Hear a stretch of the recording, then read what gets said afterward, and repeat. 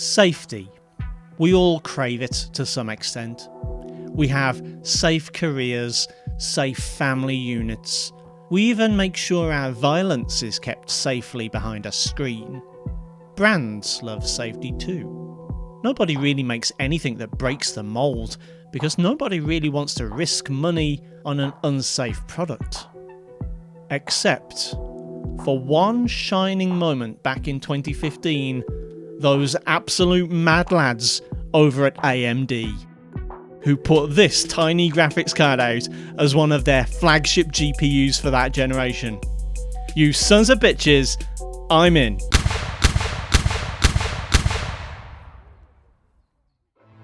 The R9 Nano released, it feels like yesterday, but it was actually 6 years ago now. Long enough ago that it's since been superseded as AMD's premier GPU, but not long enough for them to have dropped all driver support. Well, never mind. Sorry about that. Featuring the same top-end 4096 processors and 4 gigs of high bandwidth memory of the top-of-the-line Fury X, but with a more limited 175-watt power envelope, all fit onto a PCB only 154mm in length, running off a single 8-pin PCIe cable and cooled by just one fan. The R9 Fury series, including the Nano, felt like a tech demo or an experiment. Nobody had really been asking for higher memory bandwidth at the expense of overall capacity, and few people had been asking for smaller, hotter, noisier flagship cards. But someone at AMD had clearly been smoking some of that good shit that day.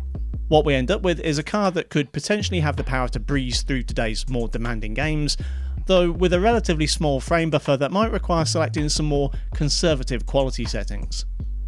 I'm testing this card in the Iceberg RPG PC, a £325-ish base unit equipped with a quad-core Ryzen 3 3100 and 16 gigs of RAM, which puts it roughly equal to the average gaming PC on the Steam hardware survey in 2021.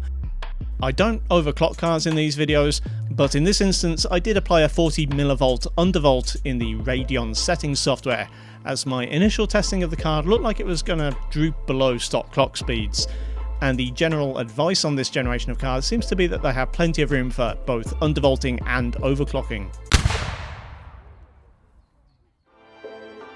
Starting with Watch Dogs Legion, and this game simply didn't want to run in DX12 mode. Switching over to DX11 at 1080 resolution and with medium quality preset resulted in a surprisingly smooth experience, hovering around the 60 FPS mark with an average of 58 and 1% lows of 38.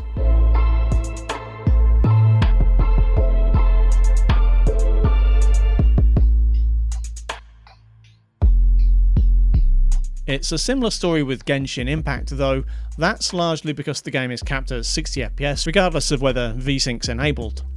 At 1080 with settings manually set to their highest, the average came in at 60 with 1% lows of 54, probably caused by streaming in new parts of the level.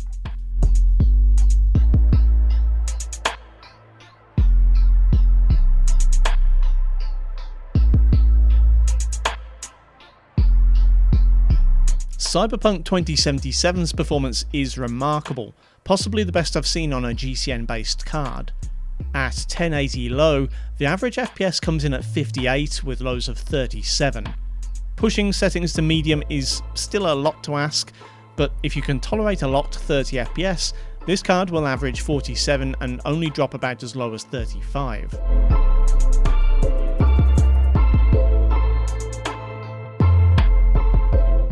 And the good news keeps coming. Horizon Zero Dawn proves to be as smooth as the rest, running at 1080 original, averages 63 FPS, with 1% lows coming in at 53.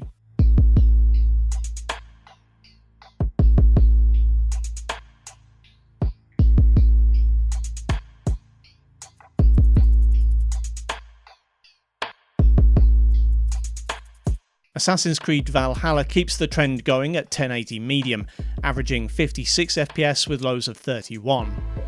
Unfortunately, pushing to high causes things to tank, dropping averages to 47 and 1% lows to 31.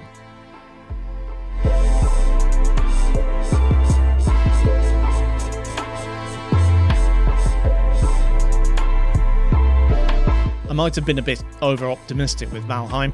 I tested at 1080 high settings with most of the visual effects turned on and saw an average of 52 FPS and lows of 38. Although this game doesn't really demand a 60 plus frame rate all the time, if that's your preference, you should be able to get there by either dropping to medium or maybe just turning off some of the bells and whistles.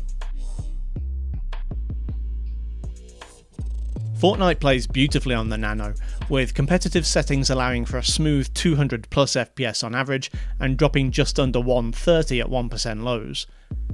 Pushing quality up to high while keeping the epic view distance more than halves this, with an average of just 88 FPS and lows of 43.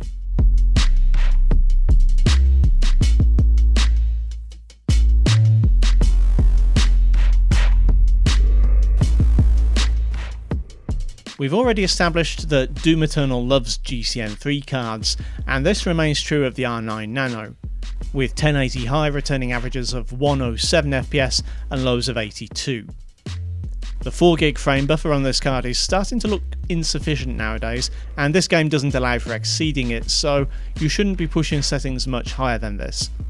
There were unfortunately a couple of odd bugs that popped up. Shadows looked like they were cast through a wicker basket, and my capture card couldn't pick up anything through the HDMI port, meaning I had to capture this footage using Relive. Unfortunately, with GCN3 cards, this sort of thing is likely to become more common the older the drivers get. Resident Evil Village is likewise quite intolerant of exceeding the available VRAM. In this case, my experience has been that the game will periodically slow down to a crawl when it runs out of memory. To keep under the limit, I chose the balanced preset, but had to drop textures to just 256 megabytes, which doesn't look great, but meant for an average of just over 100 FPS and 1% lows of 76.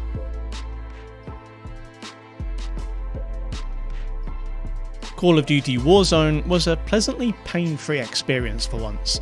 1080 low settings gives an average ever so slightly below 90 FPS, and 1% lows never dip below 60. If you can find an R9 Nano for less than the cost of a 4GB RX 480, this would be my new recommendation for a low-end card for Warzone. Plus, I got like 7 kills in this round, which might be a personal best.